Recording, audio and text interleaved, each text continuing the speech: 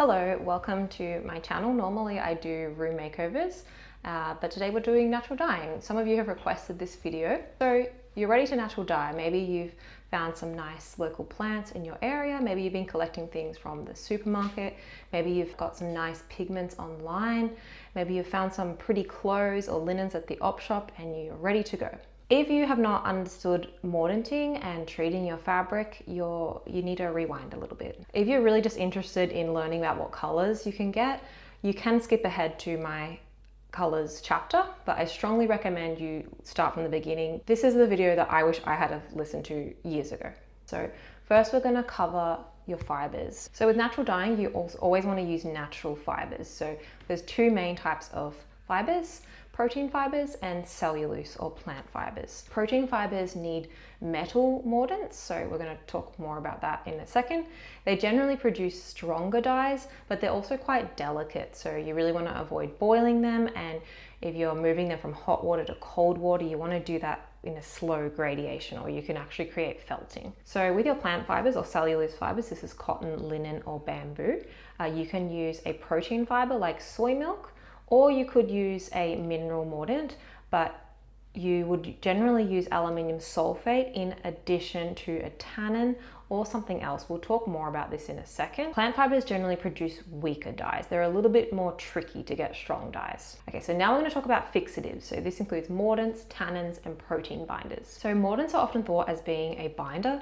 They're not really. They are metal salts, namely aluminium, copper, and iron, which are all insoluble. So plant dyes, when they're used by themselves, will disperse in water, meaning they're water soluble. But when you combine them with a mordant, they become an insoluble pigment, which fixes to the dye really well.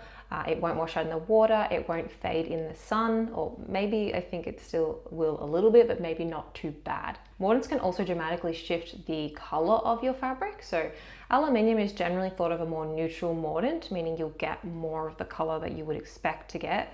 But iron, on the other hand, can really dull and darken your colors. It can make it more gray, brown, green. Copper can turn yellows to greens and pinks to purples. I recently learned that copper is not great to pour down the drain because it's bad for marine life, so I just disperse mine slowly in the middle of my lawn, and I just try not to use it too much. So now let's talk about where you can get mordants from or how you can make them. Aluminium sulfate is quite easy to source online. It's also quite cheap.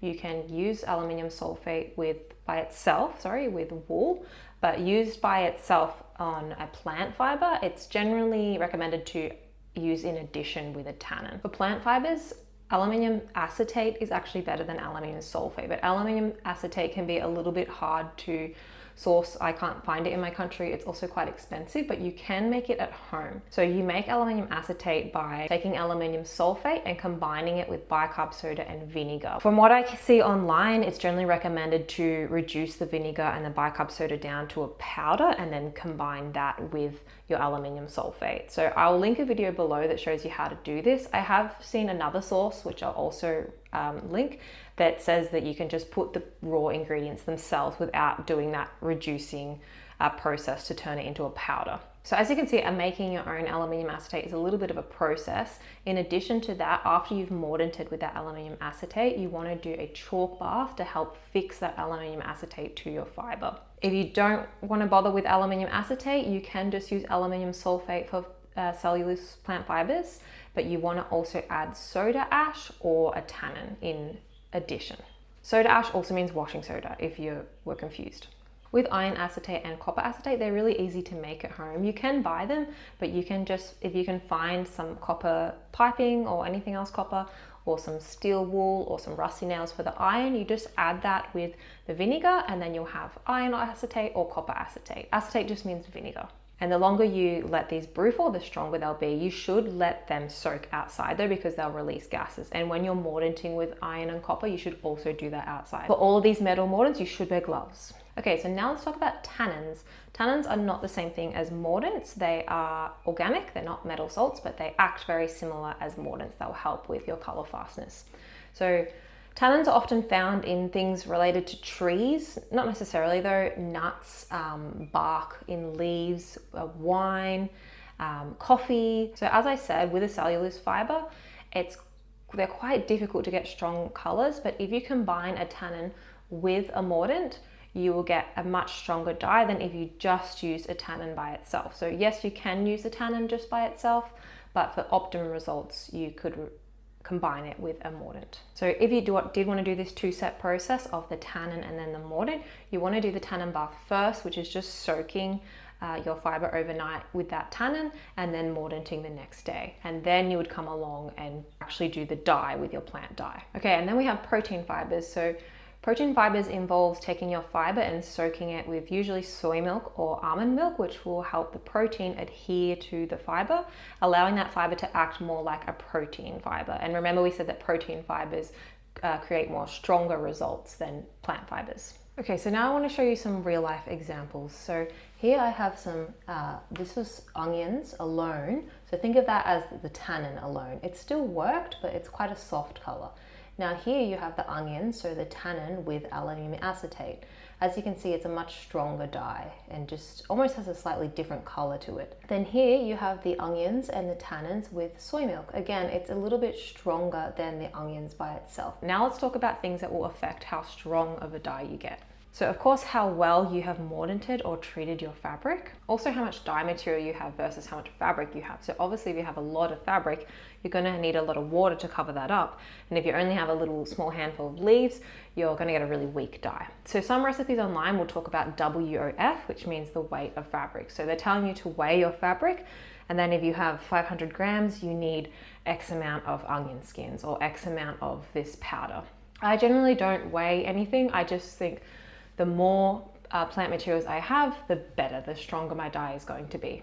Also, how long you keep your dye bath on the stove for. Obviously, the longer, the stronger you're going to get. Again, with wool, it's quite delicate, so maybe you don't want to put it on for too long. This is where you can really take advantage of campfires and wood stoves because you're already using them, so you're going to save gas that way. Just be careful because they're an unstable heat source, so you need to check them and make sure they're not getting too hot or too cold. Also, soaking your dye material makes a big difference. Some things like onions, they will extract their dye really quickly. You don't really need to soak them. Some things like eucalyptus leaves can take a really long time. Like I'm talking hours and hours. I have some eucalyptus leaves that have been soaking in a pot in my yard for literally about 6 months, which I don't recommend, or like you don't need to do that, but they do, it has been very beneficial for them. Okay, so now let's talk about the fun part. Let's talk about plant colors that you can get. We're going to talk about first things that you can find in your yard or maybe in nature around you for free, the things you can get from the grocery store, and then things you can order online, maybe some things that are not available to you in your locality. Rosemary and sage are common garden herbs that will create beautiful wheaty, greeny yellows. You can get yellows from dandelion flowers and pale green from the leaves. Nettle is another plant often considered a weed, which can make really beautiful olive greens. Eucalyptus is a fantastic dye plant. It's filled with tannins. With Eucalyptus cinerea, which is the more bluey kind of silvery one, you can get really rusty reds on wool or pinky browns on plant fibers. Eucalyptus globalus, which is the one with the more green leaves, will give you yellows, browns, or oranges. So before I mentioned about things related to trees, so nuts, leaves, bark, they'll usually give you browns, but walnut hulls can give you really rich, like darker brown. Blackberries can give you pinks and purples. Onions will give you oranges and yellows. Avocados will give you dusty pinks. Beetroots will give you pinks, and the beetroot leaves will give you kind of like a khaki brown. It's very, very different than the beetroot. Spinach will give you greens, but it's a more expensive way to get a green. You could just use dandelion leaves or other weed leaves. Just experiment with different weeds that you can find in your garden. Black beans will give you light blues to dark grays. Red wines will give you pinks and mauves. Red cabbage will give you pinks, purples, blues, or greens, depending if you fiddle around with the pH, which you can do with washing soda. Logwood will give you purples, blues, or browns, again, if you fiddle around with that pH. And turmeric is another great color because it's also rich in tannin. It will give you really strong dye. It's not really a turmeric yellow that you get, it's more of a sunshine yellow.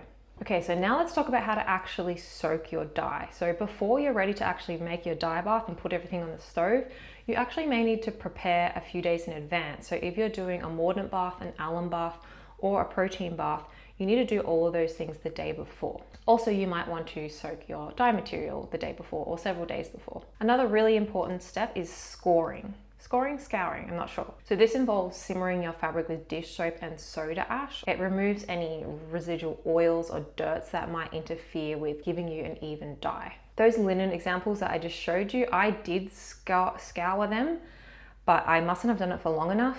That they were from an old doona cover of ours, which must have been really dirty, which is kind of gross.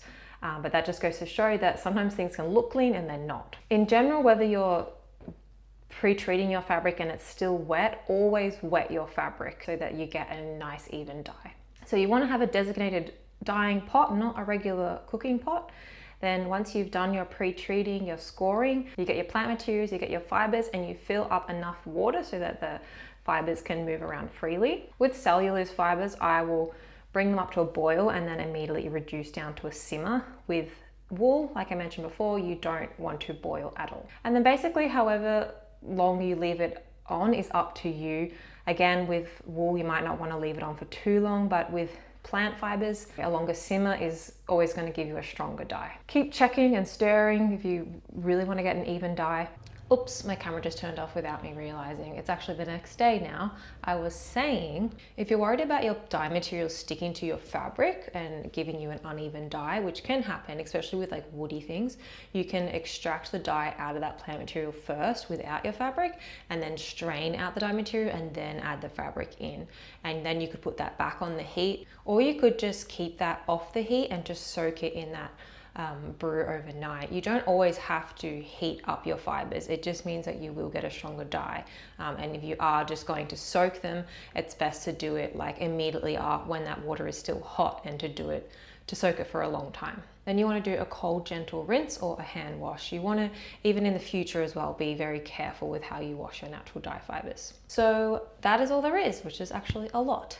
I hope this all made sense. There is a lot to learn with natural dyeing. It's really good to try and wrap your head around this technical stuff, especially with the mordants and the fixatives, but also just experimenting is the best way to learn. I think the worst that can go wrong is that you get a weak color, or you get a color that you didn't expect, which can also be quite fun sometimes. So thank you for watching. I hope to see you in my other videos.